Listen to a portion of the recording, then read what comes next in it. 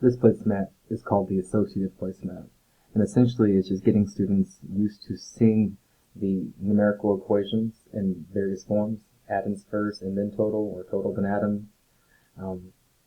Also, it's helped them understand that no matter what two atoms, or even three, they use, if it's addition, that rule right there is no matter what we use, what order we put them in, we're still going to come to the same sum, same total.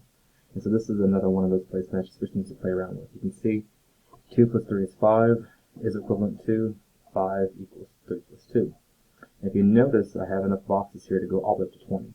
And so you can do 2 add-ins, or you can even do 3 add-ins. And so students can go through and they can color.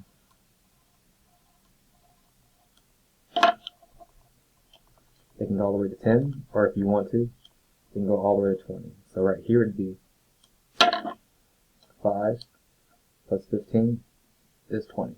And on the other side, they can break it up. 20 equals 5 plus 15. They can keep the same add-ins, or same fact families, or they can interchange them with other ones. So 5 plus 15 is 20 is equivalent to 20 equals 6 and 14. When we get down to the 3 add-ins, the same rule applies. We can do 4,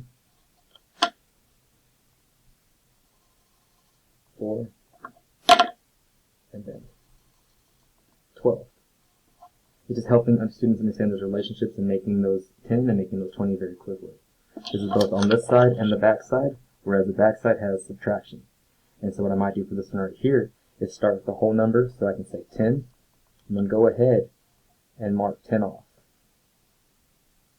And then minus 4, and so they can just take away. And see how many are still left. 6.